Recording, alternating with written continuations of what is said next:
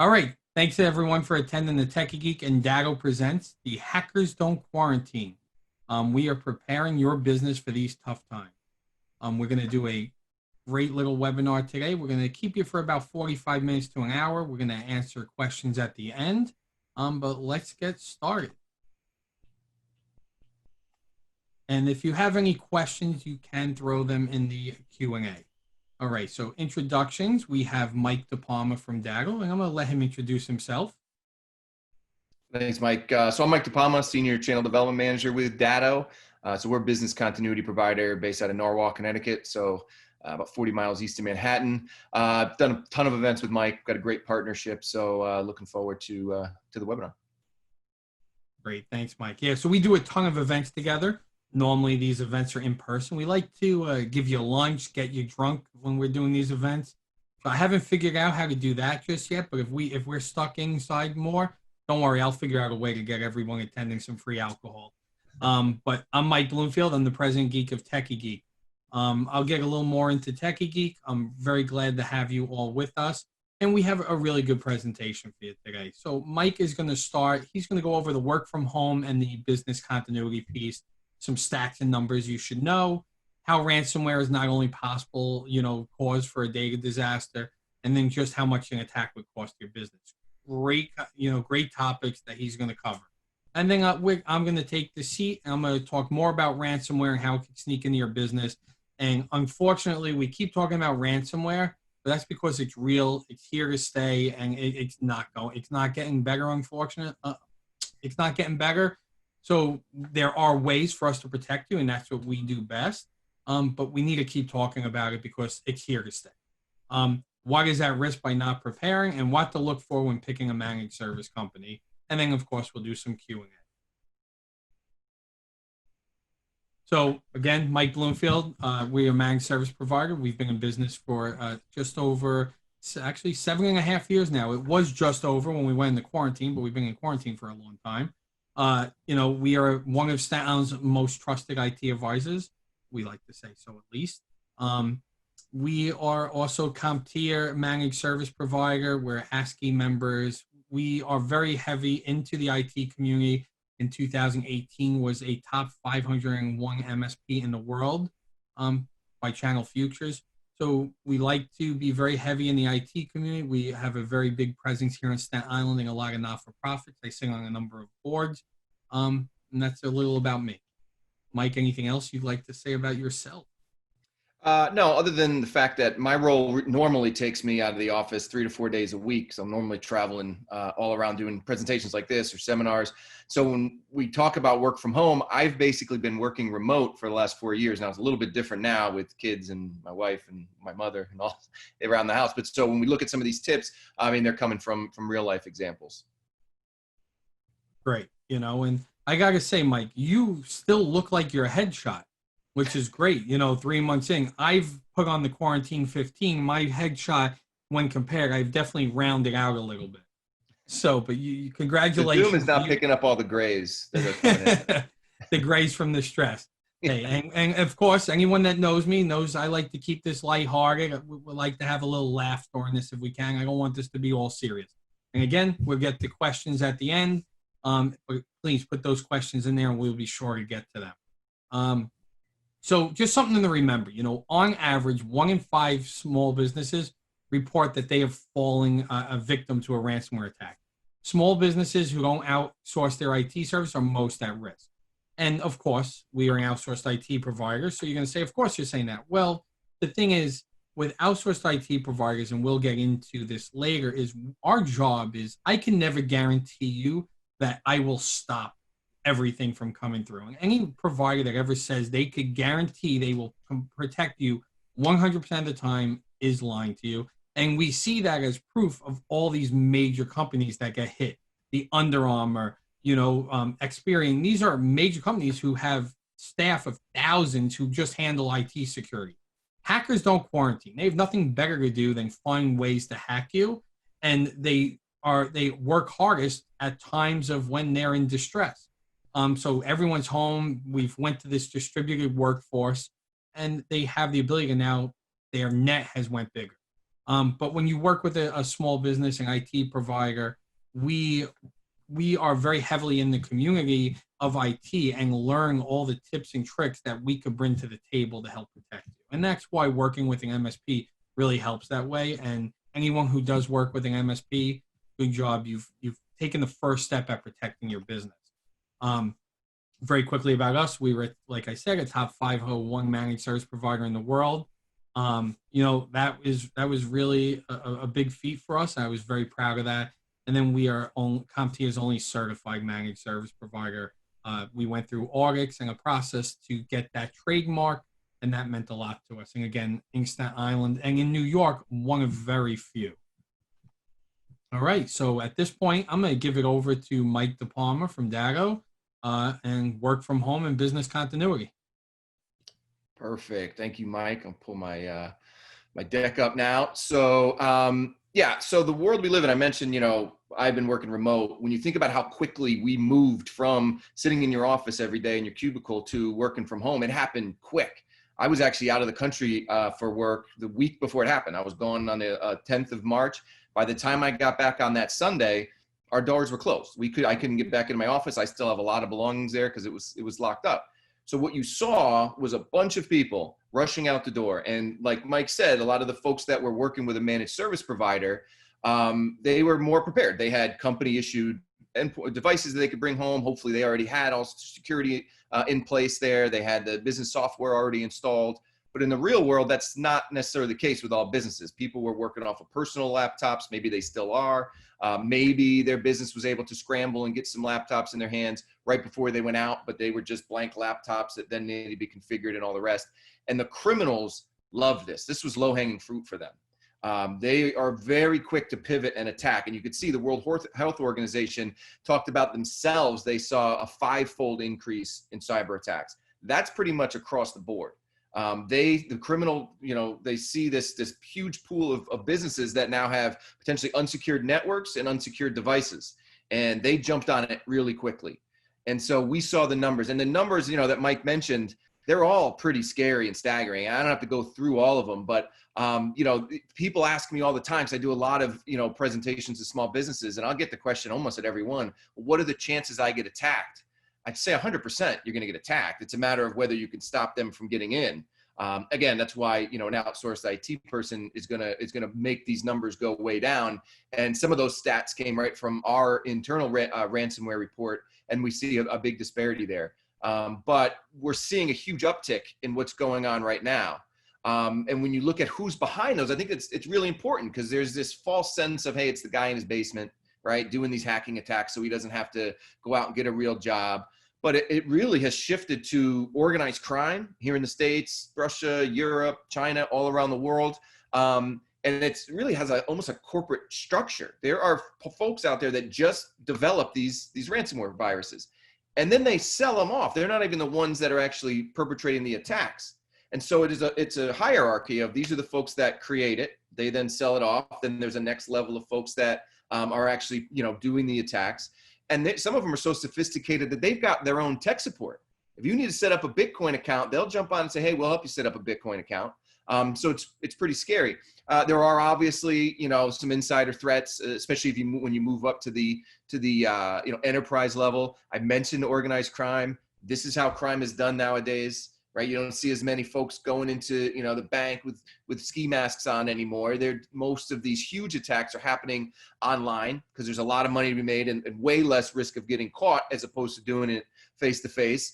We do see nation state attacks, terrorist organization attacks. I did a presentation about a month before quarantine in the city, and there was a gentleman from the FBI there. And the reason why the government doesn't want you to pay the ransom is a couple reasons. One, it puts a bigger target on your back because you've already showed them that you pay. So they know they can keep hitting you again and again. But also, very oftentimes you're breaking the law by paying that, because there are a lot of terrorist organizations and foreign nation states that are doing this to raise money. So if you're paying the ransom, you're actually helping to fund a terrorist organization. And so, that's one of the big reasons. It's scary stuff. And then we always hear the Internet of Things, right?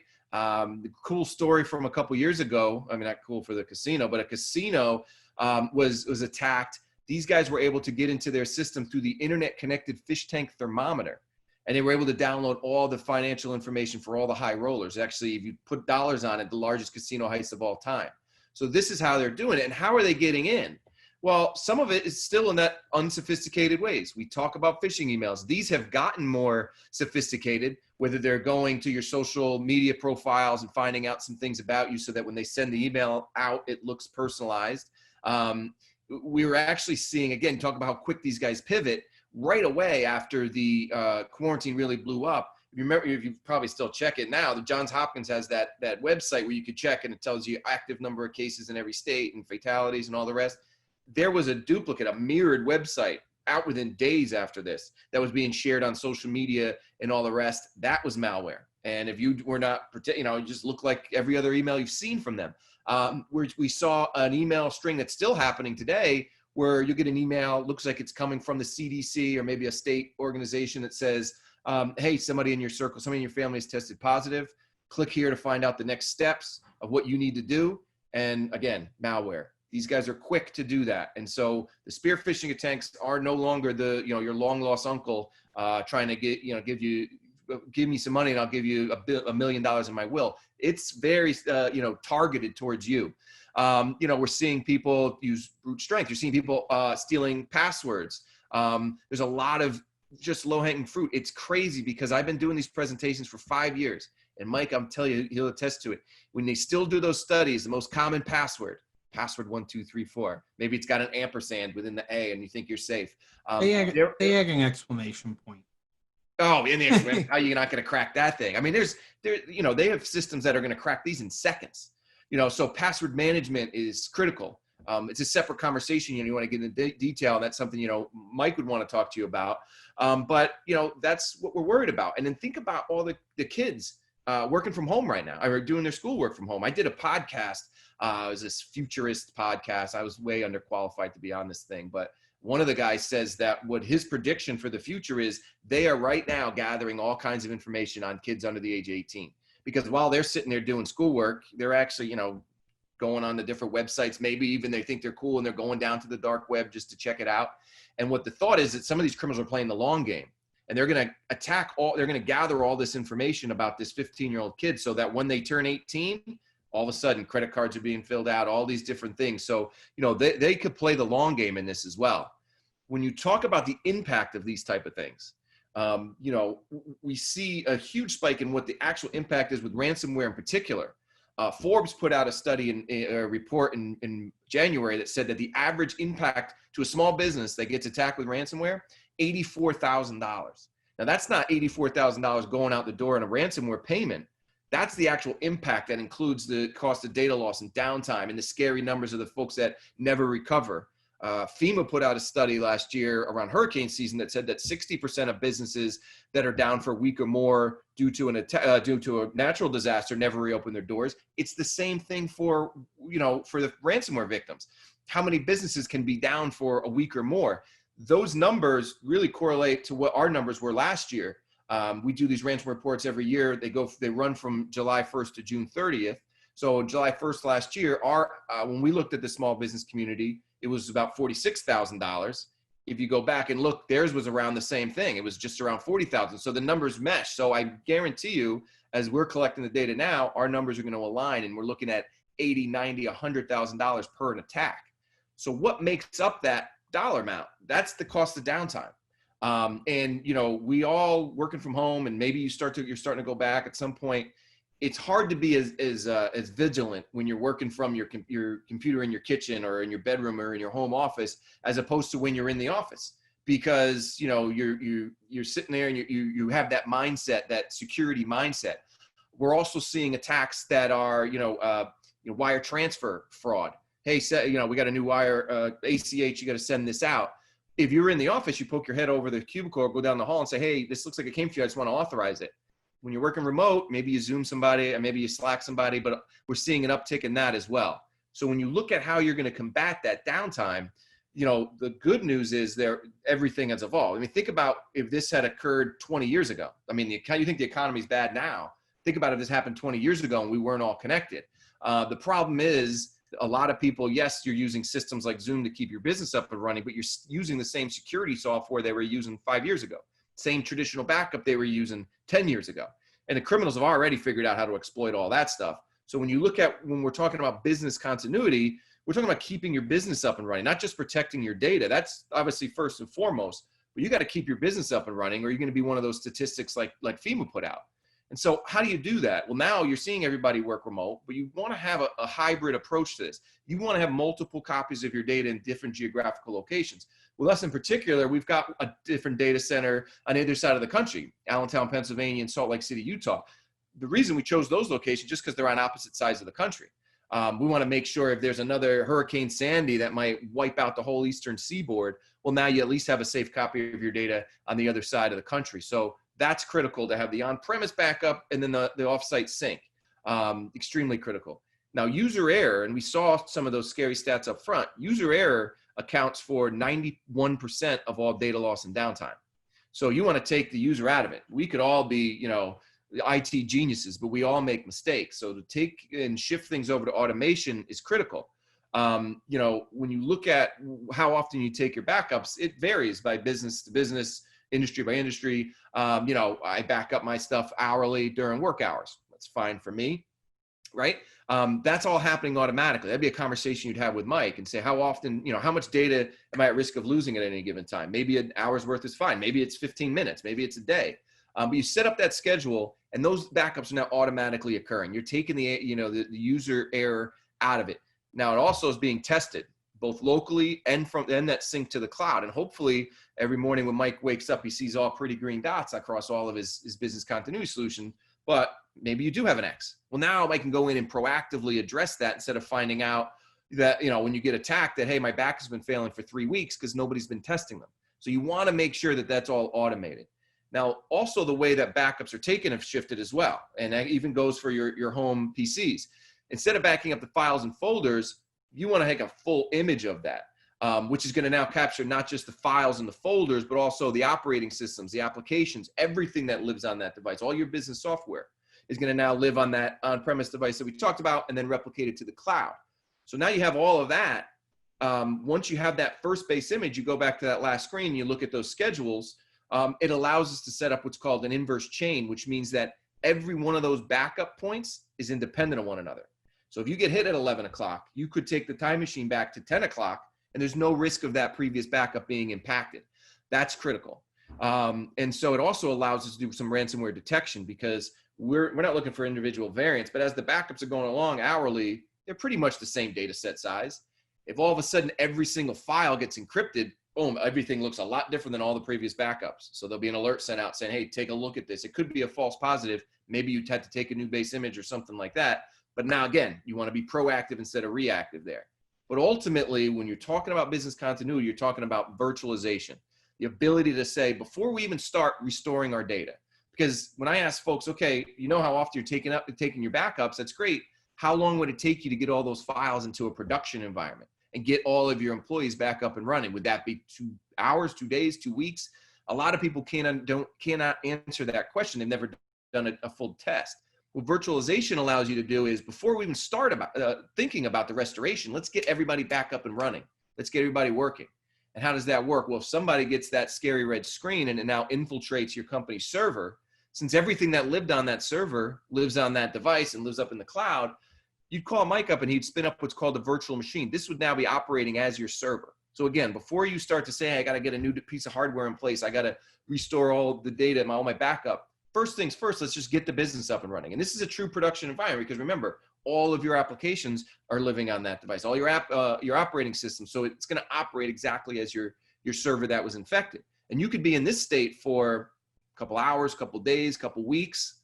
And then when you're ready with a new piece of hardware, then you're ready to bring all that data back. And you're not back to where you were when the scary red screen popped up. You're back to where you were when you were ready to restore. And you could actually start this restoration while you're still in the virtualized state.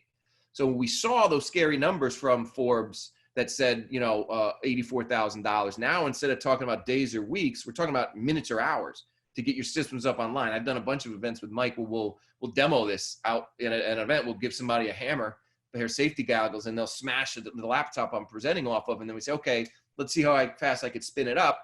And with a small data set like that, it's 30 seconds. So you're going to be able to answer those RPO and RTO questions. So RPO, we're talking about recovery point objective. That's the easy one. How much data are you at risk of losing? Is it backing up hourly? Okay, I'm at risk of losing an hour's worth of data. That's the easy one to answer. The RTO is recovery time objective. Okay, how long would it take you to get that data back and get up into a production environment? And then trying to put a monetary value on that. If I'm down for a week, what's that going to cost me? Is that the $84,000? Is it way more than that? Is it less than that? You have to be able to answer it. But you can answer that question because this is also being tested every single night. In the background, being brought up to a boot screen, a snapshot is taken with the timestamp that said these virtualization capabilities, they've been tested as well. All right, so you know when you come in, all right, whatever happens, I know I as a failback, I can go over and virtualize my machine. And you could do it either locally or from the cloud. I mean, I said, we're right on Long Island Sound. We got hit hard with Hurricane Sandy. That was a real big test for us as a company. And there were thousands of businesses living out of our data centers as their server rooms were being drained out, new racks were being put in. Happens every hurricane season. So you have the ability to do it locally or from the data centers. And so that's critical. And obviously we're seeing a huge shift to things like Office 365. You see the spike in the amount of Teams licenses out there as people are trying to communicate. There is data there that criminals want. And they also know that they could encrypt that data in your SaaS applications, in your G Suite, in your O365. And there's actually a variant out there called Ransom Cloud. It already happens. And there's an uptick in it now when we're seeing, you know, the work from home environment. And there's a guy, and you can Google him, it's a pretty interesting story. His name is Kevin Mitnick. He at one point was on the FBI's most wanted list. He was the most notorious hacker in the world back in the 90s. And the FBI did catch him, and he went to jail. And then he came out of jail, and it's like the Catch Me If You Can story. He started working with the good guys. And he created a ransom cloud variant to show folks how easy it was. And we had our big DattleCon conference, and he stood up there on stage in front of 3,000 people with 2 laptops and showed how quickly he can get all of the systems locked up. And an email came out, it looks legit, right? Anti-Spam Pro, it looks like any other email you might have gotten from Microsoft. And you click on it, all right, it's got to accept here. And once you click that blue button, every single email in that entire domain is now encrypted. There's only one email that you can open, and that's, again, the pretty red screen that says, hey, pay me my money in Bitcoin, and I'll unencrypt your files. So this is out there as well. Everywhere your data lives, it needs to be backed up somewhere. It needs to be evaluated. And again, there's a lot of low-hanging fruit out there for these criminals now because either businesses didn't have a plan in place for something like this. I don't think anybody could predict something to this scale, but a good business still had some sort of disaster recovery plan. But wherever that data lives at this point, they're going after it. And as people shift up to the cloud, that's where they're going to go. So when you look at just some basic tips before I turn it back over to Mike, just know you're a target everywhere you go at this point, right? Again, I get that question. What are the chances I'm going to get hit? You're going to get hit. It doesn't matter what type of business you're in. They don't care. Doesn't matter how much personal information you have that they think they're going to steal. It doesn't matter. They know that you're going to pay. And it starts with all these great technologies is great. And then Mike could talk you to death about all the different tools he uses. But it comes down to, first and foremost, policies and procedures. Does everybody in your company know what to do? What to be vigilant for? Is there ongoing training? Things like that. It seems simple, but you'll be shocked at how many businesses you walk into and they don't have any plan like that in place. Again, going through that training, even at Data, we're a data security company. We get these fake phishing emails all the time. And if you're supposed to report it to the IT team, hey, this is coming in, and then you get a thumbs up, good job, this was a fake phishing email. If you don't, and you click on it, you get an email from the IT team that says, congratulations, you just signed yourself up for an hour-long security training because you fell for one of our fake emails. Password management, again, simple things like this. These are not things that cost a lot of money. It's just a matter of creating that culture of security. Not leaving devices unattended. I know we're not leaving our house. Don't even leave, if you've got business data on there, don't leave it open for your 6-year-old kid to go on and start looking at YouTube and clicking on ads and all that stuff. There's business data on that machine. It's got to be attended to or locked up at all times. Being careful what you click on. It seems simple. People fall for that all the time. You want to have that intrusion protection up front.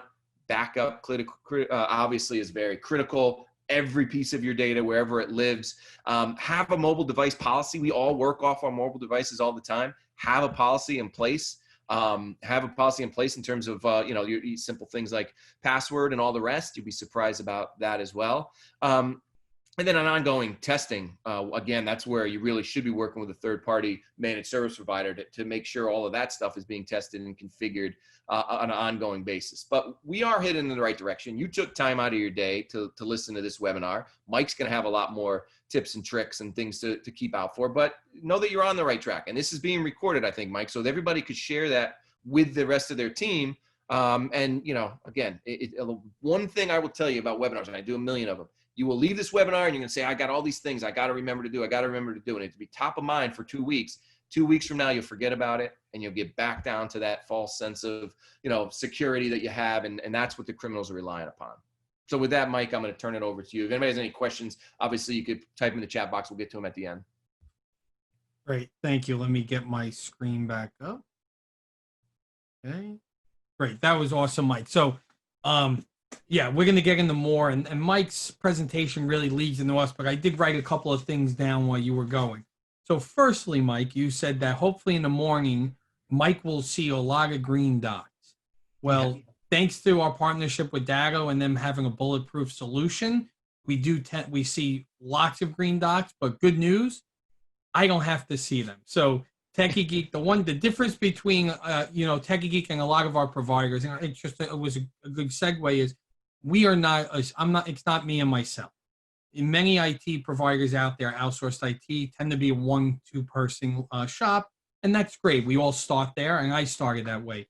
At Tekie Geek, we are 9 employees. You know, myself, we have a marketing team, a sales team, technicians who are in remote, as well as technicians who are in the field. And why that's important is it's not just if Mike didn't get to it today, I have a whole team, and all day, and it's not just in the morning. We monitor our clients' data, backups, making sure everything's virtualized, everything's working well all day. That is part of our standard operating procedures to make sure that we never come to a point where there was 3 weeks of data lost because a backup was not successful.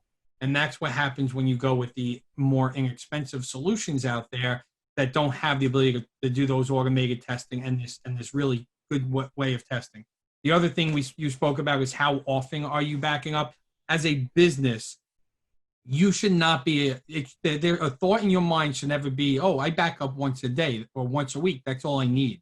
That couldn't be further than the truth. Most business owners we talk to aren't willing to lose more than an hour's worth of data, because imagine if you lost a whole day's worth of data, you basically have to pay your employees, if you can recover that data, to re-enter all that data back in.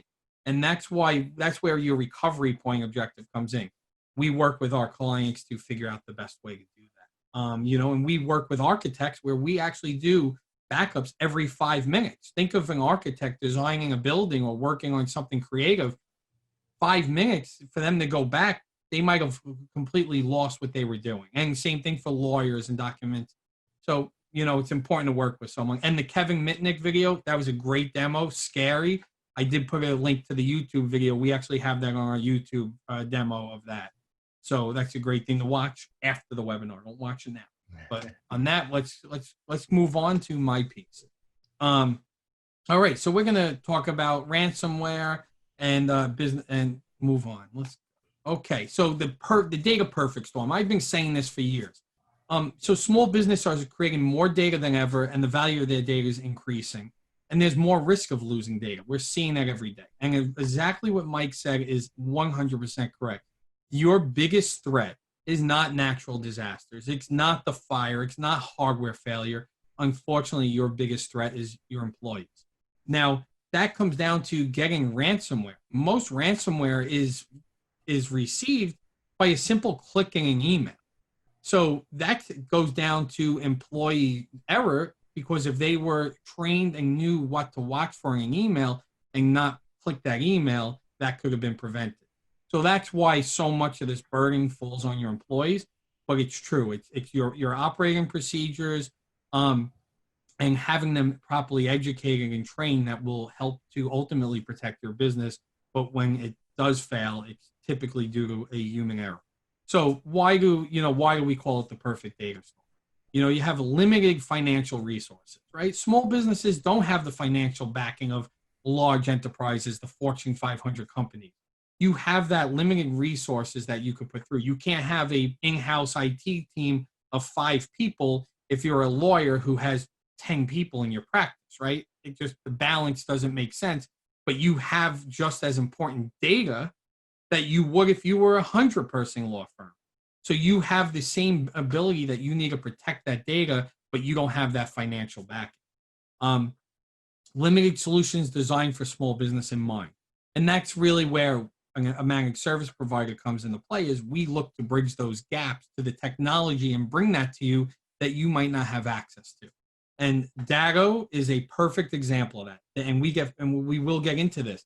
They have designed a product with the small business in mind that is an enterprise level product that previously you would not have the ability to afford it, but they've given it in a way to make it affordable and designed it with the small business in mind, which is absolutely perfect. And again, makes me be able to do my job well very easily. And that's why we partner with vendors that we trust and really put these solutions out there for you.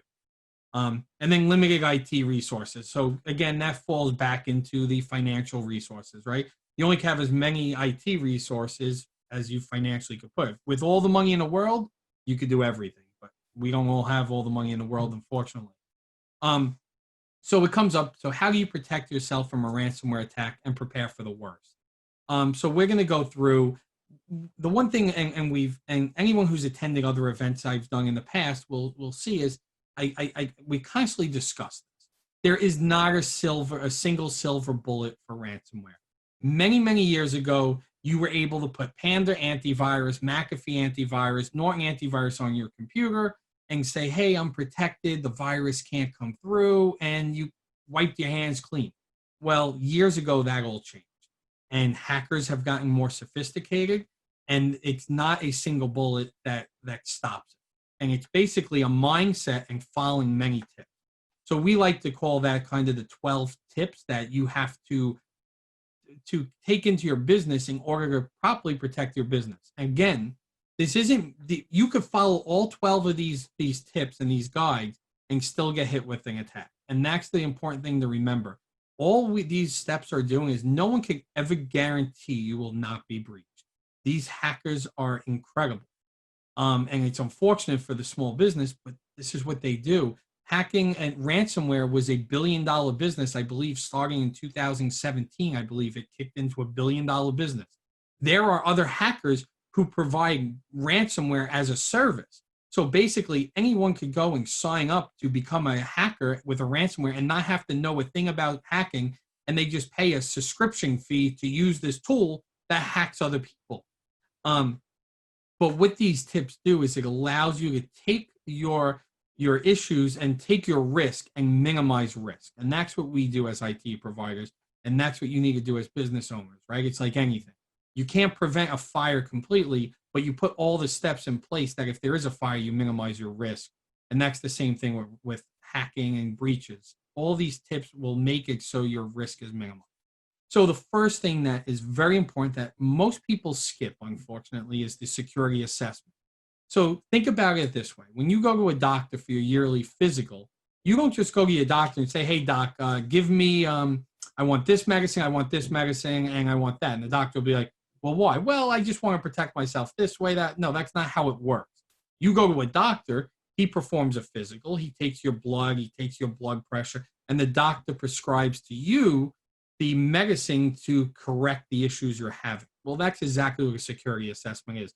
Yes, everyone believes, and if you're a business owner and you say, I need a business continuity appliance, yes, 100% you do, but you don't know which one you need, the steps to get you there, and everything else that fills the gap, because that's one small piece in an overall framework you need. That's where the security assessment comes in. It comes in and allows us to tell a business owner, here's your shortcomings, here's the things we need to protect. We had a client that we began working with that previously we only helped them with business continuity. Now we help them with everything as their whole provider. How did that happen? Well, they got hit with a ransomware attack, and luckily we had a data in place and were able to get them back with only a 10-minute data loss. A week later, they got hit with ransomware again. Luckily, we had the data in place, and I think at that point we had like a 6-minute data loss. Well, at that point, they said, Mike, what can we do? We're only using you for business continuity. We keep getting attacked. We performed the security assessment, and found that 45 employees in that company all had administrative access to everything. So that is just something. And what was that? That was a previous IT provider who didn't like the calls for Windows updates and other things. So rather than put the proper tools in place, gave everyone admin access to the whole company. The receptionist, after doing forensics at the front desk, was clicking the link in an email, and because she had admin access, was allowing the ransomware to then run and encrypt the company folder with everything. So data was there for the rescue, and now we've put the process in place. But that was a security assessment that was able to show the pieces that needed to be corrected. So security assessment's number one. Spam email. Most of these attacks come through email. There is more fake email that comes in your mailbox every day than there is real email. And right, and we talk about it just email. That's the same thing with the postal service, right? We get advertisements, you get magazines, postcards. You don't want, but it's the same thing. People are trying to sell. Well, hackers are also using that as a way to try to put information in your mailbox and get you to fall for it and click. So it's important that, yes, you have to train the employees, which we will get to in two steps with the security awareness. But if you could take that bad email out before it even hits an employee's mailbox, you don't even have to worry about them having the ability to accidentally click on that. So that's where spam email protection comes in place. And you need to have that because there's so much garbage that goes. I think on average, when we look, we see about 35% of emails through our clients actually get pulled out of their mailboxes before it hits their mailbox because it's spam, it's phishing, and not even junk mail. I mean, it's mail, malicious mail trying to get them to fall for it. So then password policies come into place. Mike quickly spoke about that. Password 123, the biggest password. It happens. And then the other thing that happens is people share passwords. So you might have and they don't know the proper way to store those passwords. And that was a question that we have, and we'll probably get to them further, but password management. Well, how do you store passwords? I get most of you probably don't even realize that most break-ins at an office building today is not to steal equipment, not to steal your product. Most break-ins are coordinated to go into a CFO or CEO's office, break into their filing cabinet, and take their password book.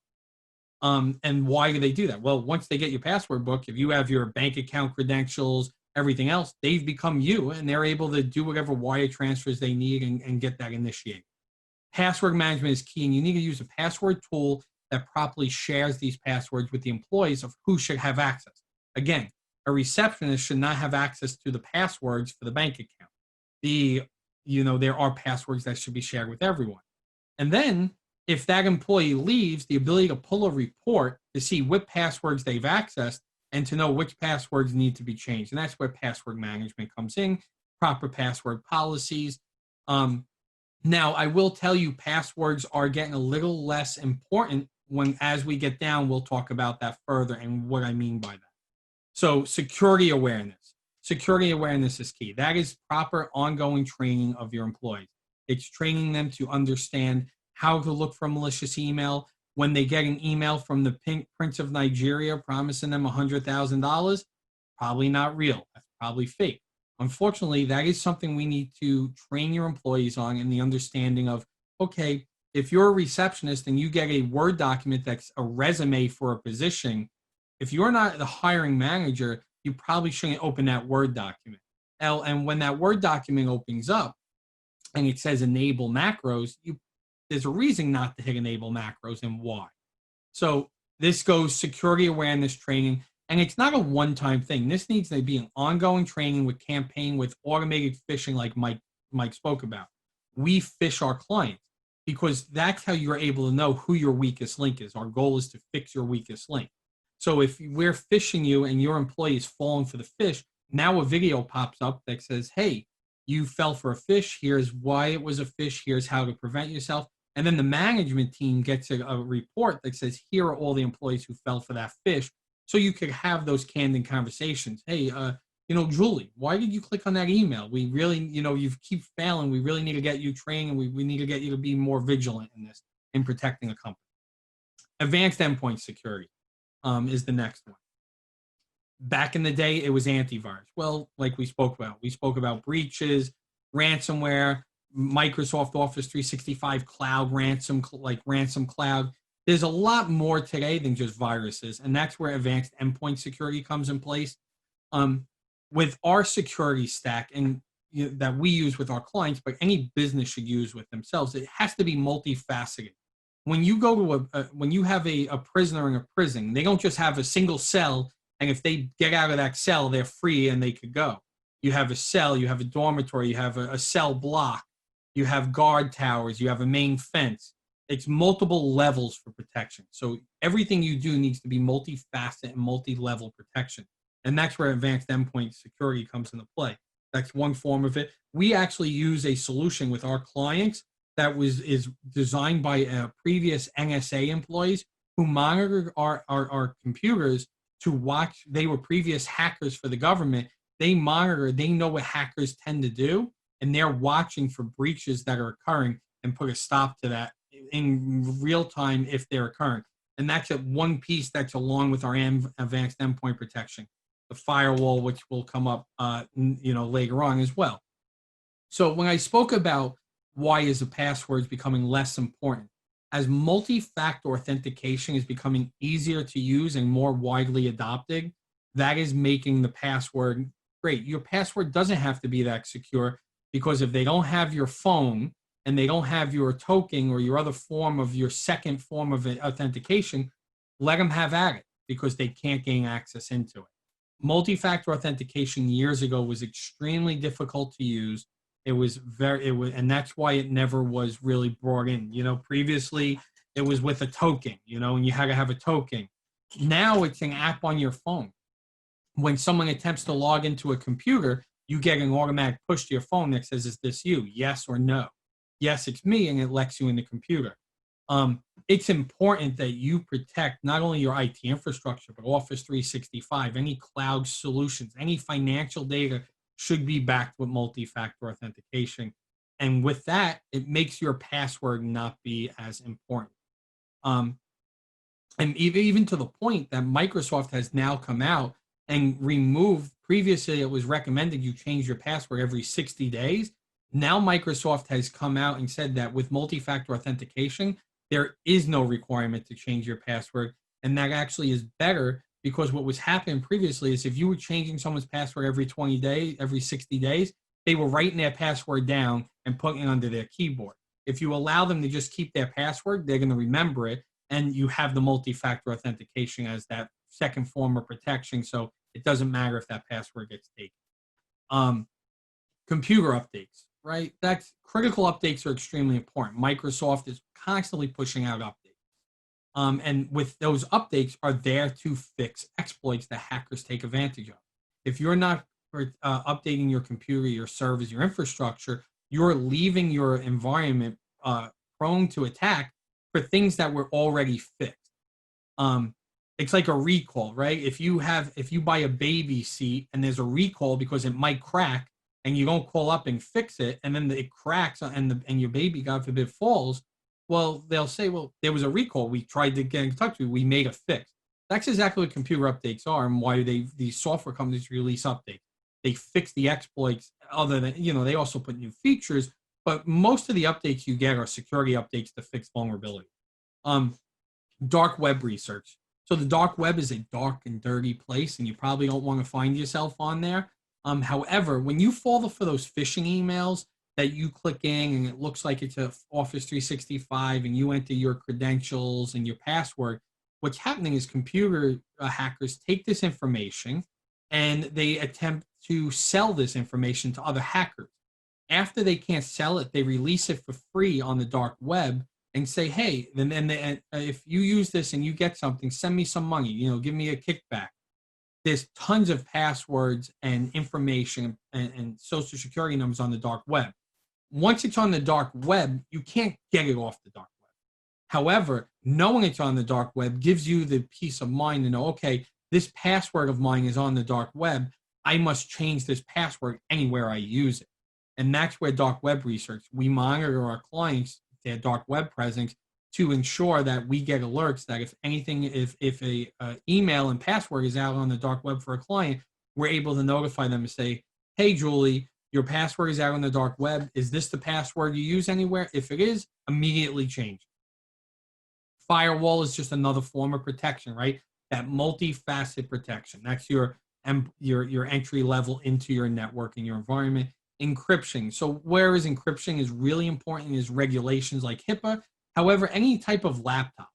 And what encryption is yes, you have a password for Windows. So if I was to steal your laptop, or maybe you left your laptop at a Starbucks, I take your laptop. I can't log into your account because I don't have your password. However, I could take your hard drive out and plug it into another computer and access all your files. Encryption takes that and prevents that by encrypting that disk with you would only be able to access it on your device with a TPM module, it's called, or a password or a USB key. So even if that device gets stolen, the drive's encrypted. It works the exact same way as ransomware, except you have the key. And then the most important piece of this is business continuity. That's what Dago spoke about. When all else fails, the ability for us to get you back and how much time are we willing to lose? That's where your recovery time objective comes and your recovery point objective. So these are the 12 things that you need to do to minimize your risk in your IT infrastructure, and understand you can't really cut corners, right? And that's where people always like to say, well, can I take this out and take that out? Think of when you build a house. You can't have sheetrock without the studs behind that sheetrock. Well, you can, but when you go to put a TV on that wall and the whole wall rips down, you're going to be like, why'd the wall rip down? Oh, well, you told me not to put studs in between, so I had one stud here, one stud there. You put more than 50 pounds and the wall ripped down. Well, unfortunately, that's the same way. You can't really take things out. All of these need to be followed in order to protect your environment properly and minimize that risk. So then it always comes up, well, what does downtime really cost? Downtime for ransomware costs small business $75 billion each year, or roughly 300,000 round trips to outer space. Wow. I kind of want to go to outer space. So could we save some downtime so I could get some money and go to outer space? I don't know if I would really go, though. And then there's always, well, I'm small. Nobody's going to bother to hack us. I wish that was true. Unfortunately, you are the low-hanging fruit. You are easy to go out. You don't really see robbers breaking into banks and trying to break into a safe for the big payday. No, they are now breaking into smaller locations, the deli, things that are easy that they believe they're going to get away with. And that's what it does. And again, all it takes is one wrong click to cripple your business. So the aftermath of ransomware attack, right? No one ever wants to admit it happened. However, there's now, your PR suffers, there's legal ramifications, and then downtime takes over. So I'm going to jump through this slide. It talks about different policies, GDPR. However, New York did implement, and we are going to do a webinar solely on the New York Shield Act at a later time. But the New York Shield Act is basically any breach that is defined as an unauthorized access of digital data has to be reported to the government, because the government has decided after all these breaches that many companies were sweeping under the rug. No, if you have any private data such as names, phone numbers, email addresses with a password, social security numbers, driver's license, any of that type, credit card numbers, and you have any sort of data breach, unauthorized access, that could be an employee that you fired who still accessed your data a week later because you forgot to shut their account off. Any type of breach needs to be reported to the government. And if you don't report that to the New York, you are now eligible for fines. Lots of cities and states are implementing these, and as they implement these, we're going to eventually, hopefully, see some federal control as this as well, because this needs to be kind of regulated throughout. And that's there to protect you, but as a consumer, but as a business, you have to be aware of this and put the processes in place that you can report a breach. And I believe with the New York Shield, I don't have the numbers right in front of me, I believe it's within 48 or 72 hours. So you can't report it 3 weeks later. You need to report that breach as soon as it happens. And then you're also responsible for providing credit back protection and anyone who was data was proven to be breached. If you can't show which data is breached, so if you can't show specifically these 5 consumers' data was breached, you are responsible to protect everyone of data you have. That could cost you, say, $100 per user. If you have a database with hundreds of thousands of people, you're now on the hook to provide that. So that's where the New York Shield Act comes into play.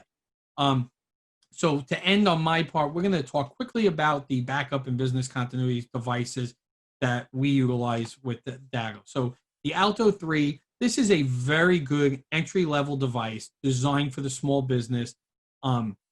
As we spoke about, it gives you true business continuity. Hybrid backup, you have both local backups as well as everything's in the cloud. So if your server was to fail, you get hit with a ransomware attack, no problem. I have local. God forbid your building burns down or another Hurricane Sandy, no problem. I have it in the cloud. The main difference between the Alto and the Sirius line, which I'm going to show you next, is when it comes to virtualizing in the event of a disaster, I cannot virtualize off this appliance. I have to virtualize off the cloud. Other than that, pretty much the same device, except that, of course, also the Sirius has a lot more power behind it and goes up to bigger sizes. This is a great entry level for a smaller business. Then you get into the Sirius line, which has products that range all the way from the small business to the enterprise. Again, hybrid backup, local and cloud, ransomware detection, protect the entire organization. The inverse chain technology we spoke about, we're only backing up with changes. Now, with both of these products, we offer for our clients either 1-year retention or infinite retention. You know what your monthly bill is going to be. There's no surprises. Oh, we backed up more data this month. No, we back up either a year or infinite amount of data that you could continue to go back 6 years from now. As long as you're still a client on this product, you could go back to backups from 6 years ago. The big difference, like we spoke about, is during a disaster, we could also virtualize locally. So it gives me another recovery point with a Sirius line. And then the Datto NAS, this is something that we use mainly with people who work with documents who may not have a server in place, small law firms, and a lot of creatives. So artists who have tons and tons of data in terms of art, photographs that they want to protect. So, and that's where we use the Datto NAS. Most businesses will sit in an Alto 3 or a Sirius 4, but there are that small number of clients that will utilize a Datto NAS. So, as we spoke about earlier, and we're going to get to questions in just a moment, security assessments are the place, is where you need to start. So if your business has not had an internal threat assessment, typically we charge $2,500 for that. Before the presentation, we will be doing $1,250, so 50% off, and you could sign up for that. I will get you in the link. Christina put a link in how they could get that signed up. But that will be a full internal threat assessment and a security assessment to be able to see where you stand and to provide those pieces of, okay, here's our best recommendation. So we review the findings with us. You're able to take those findings, even if you have another IT provider, you could bring those findings to them to resolve it. You could choose to do nothing with it, or you could work with us. So just by performing a threat assessment doesn't mean you're now working with us. It's a threat assessment that you're able to take and do what you need. And we do that for a lot of clients who are not with us. And ultimately, the goal is we hope to show you that the flaws that are there and you switch over to us, but it's not a requirement of the assessment. We are going to be doing a free giveaway for the attending. I didn't get so everyone in attendance is going to get 1 month free security training for their employees, up to 25 employees. So we will reach out to everyone how to set those accounts up. Actually, bulletproof.tekiegeek.com is where you could sign up for that giveaway, and we'll put that in the link. We're also, after this, we're going to be raffling off a Chromecast to everyone that registered. So I will get that, and we will be sure to post the winner and to also email out. And now at this point, I would like to, we hope you learned something, and let's jump to the questions. Okay, we'll use this slide. Mike, you're unmuted. Let's get to some questions for a couple of minutes. I know I went a little late. I like to talk. but hopefully that was educational. Between the two of us, Mike, we'll be here all day. We like to talk. I'll stay here all day for everyone. I don't care. All right, so we had a number of questions from Andrea in the Q&A. So thank you. And anyone that has questions either on Facebook and or wherever we're YouTube, we're broadcasting this all over, as well as on the webinar, please go ahead and get those questions now, and we'll answer this. The number one question we've been receiving is, wow, Mike, you are in the office. No, I have a green screen. I am safe and sound in my own home. Okay. All right, so let's go to this one, answer live. So Andrea is saying, and this was for you, Mike, we are being told time and time again that being secure when it comes to login to various website servers, work computers, various logins, passwords, specifically having unique passwords is vital. What is the recommendation for a good password, where, how to store? Actually, so I kind of answered that already. Mm-hmm. So Andrea, password management tools for a business is vital, and we use one called Sites, and that allows you to, like I said, control access, who should have access, different levels of access. The employee doesn't have to view the password. It's a plugin that automatically puts it inside the website they're viewing. In terms of unique passwords, every password you have should be unique. You can't do that unless you have a password management tool. I like to think I have somewhat of a photographic memory. There's only so many passwords I can remember, but all my passwords are unique, especially on financial sites or sites where you have private data. If you want to use the same password on your social media, okay, right? If they hack your social media, what's the damage? Now, business social media a little different, but personal, you can make that determination. Business-wise, everything should be a unique password, and more importantly, protect it with two-factor authentication. As an MSP, every single tool that we use is protected by two-factor, down to our software that we control computers, banking websites, everything is protected with two-factor, because that's really there. It doesn't matter if your password is good. Great, you can't impersonate me with two-factor. So that was a great question. Anything to add to that, Mike? No, I mean, I think the multi-factor authentication should be mandatory. I mean, even we have a remote monitoring system. We make it mandatory for all of our MSPs that use it. I mean, it's sometimes it's frustrating. There'll be people, I'm sure you have it sometimes, Mike, where there's clients that are like, oh, I got to go through this MFA again. And it's 2 seconds. You know, we live in a world where an extra 2 seconds makes you frustrated, but it's a no-brainer. It's so easy. And not only is it so easy, it's there to protect you, and it's your way to know if someone's attempting your account. If someone's trying to log in your computer account through, say, remotely because you accidentally have software that's allowing them in, you'll be like, no, I'm not trying. It tells you where it's coming from, who, and now you're able to go to your IT. Hey, is this real? What's going on? And look into that. So next, Andrea asked, working at home is the thing now for small and large businesses and organizations. What can a company like Tekie do in order to evaluate the level of security we have at our home? So great question. And that was the thing, most businesses in a fit of a disaster, right? Was the pandemic is a disaster. Everyone scattered, went to a distributed workforce. And if you didn't previously have work at home procedures, everyone was implementing work at home procedures without thinking of the security risk. And there's huge security risk of how environments are set up. Environments need to be set up properly to allow this to be done without putting your data at risk. Plenty of people set up, just VPNs on not real true business grade firewall. Just by a VPN, if it's not properly protected, you are now merging an office network and a home network together. So if that home network and home computer is infected, you're now allowing that to come over the tunnel and infect your business network. So there's many of ways to do that. We offer secure solutions for our clients to allow the employees to easily get into the environment by being protected, two-factor protected as well. The other thing is when the requirement exists for a VPN, and there are times when that exists, it's important then at that point to protect the home. You have to think of that home then as a remote office. So that at that point, you can't just leave the Verizon firewall in the house. It's important to put a true firewall solution in there build a site-to-site VPN, and do more protection. And the one thing you want to do at that point as well is to segregate the networks, make a home work side of the network different than the home side of the network that has their home Nest, their home Sonos, the kids' lap, Xbox. Those should be thought of separate things.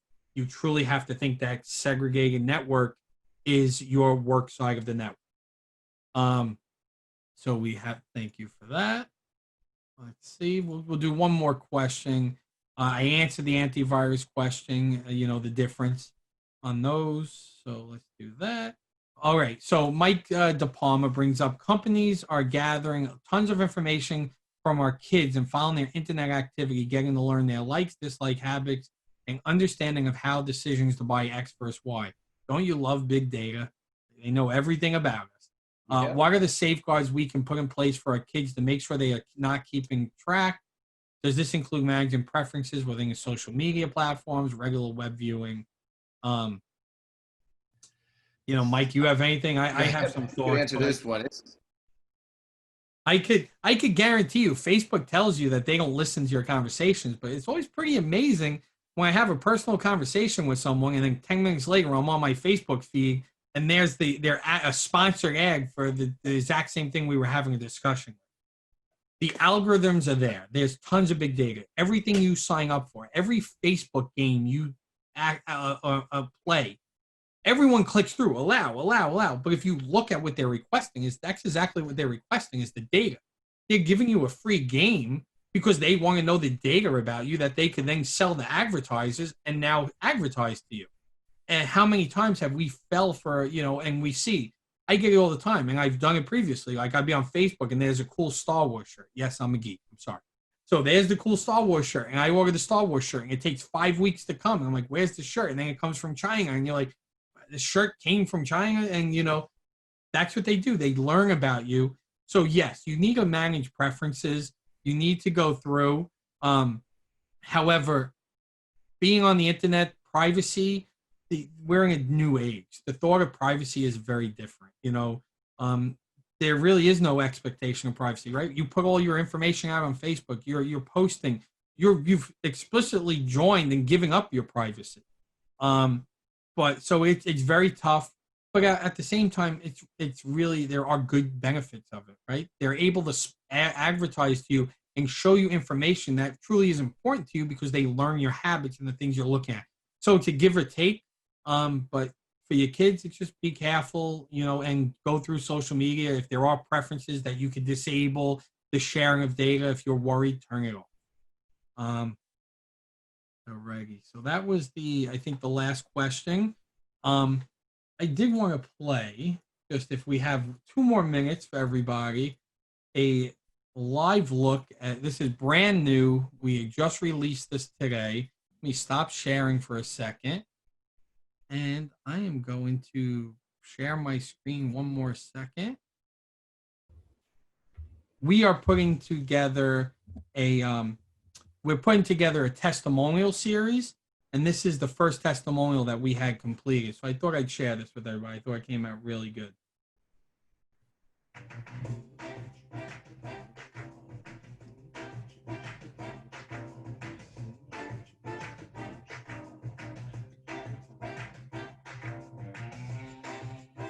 We met Tekie at the SIEDC and basically fell in love with him right away. Prior to Tekie, we had sort of like we were in the dark ages with any technology, and what he brought forward was everything in today's current day, 2020. We provide programs and services for individuals with autism spectrum disorder. It's a respite program. It's a day hand program.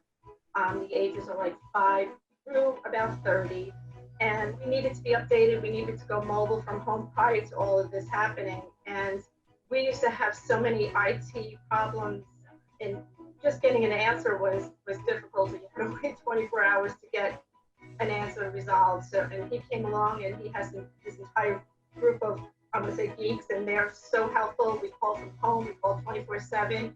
I got hacked into, and he came in and he fixed everything, and thank goodness that he was there to do that, because otherwise, I mean, social media, someone took over our Instagram account and he figured it out, and we moved forward, and very appreciative of that. They have just done everything. I mean, I've worked a lot mobily prior to COVID, and always questioning, things that happen at home. I call, things get fixed. Just incredible service. We love him, and we definitely recommend him to everybody that asks. That's cute.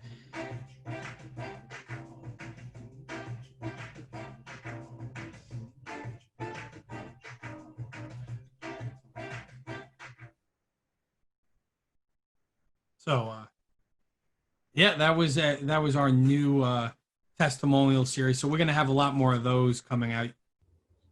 So, Mike, yeah, there you go. You're unmuted. You like that? I loved it. Yeah, I didn't even know it was coming up. Nice. Everything we do is very geeky. Everyone who knows us, we love the corny stuff. My employees like to say I'm very corny. So we have a whole series of those coming out, and we have different versions. We have a short version, next that 2 minute. We actually will go ahead and get a longer series. So we're going to have the full interview by Gotham Trinity Productions, who helped to record those. So with Todd, who's actually interviewed them. So we have a small version that we're going to use for marketing, as well as a web series. We're going to release it every week or every other week with the full interview. So we're looking forward, and we're compiling those. So thank you to everyone for attending. Live stream of Spaghetti and Baseballs, brought to you by the Italian American Baseball Federation. That's interesting. Someone's muted. All right. This thing, Mike, is that how many people are on here? What's that? Sounds like you're selling advertisements on here. I like Selling that. advertising. We got well. I think maybe Gotham is hacking us, and they sell advertisements. No. All right. Thank you to everyone for attending. We really appreciate it. If you have any questions, please email us, info@techiegeek.com. Sign up for the free giveaways at bulletproof.techiegeek.com. And please watch for future webinars. And Mike, thank you so much. A lot of great information as always, and I appreciate you being a part of this. All right. Thanks, Mike. Appreciate it. Thank you, everybody.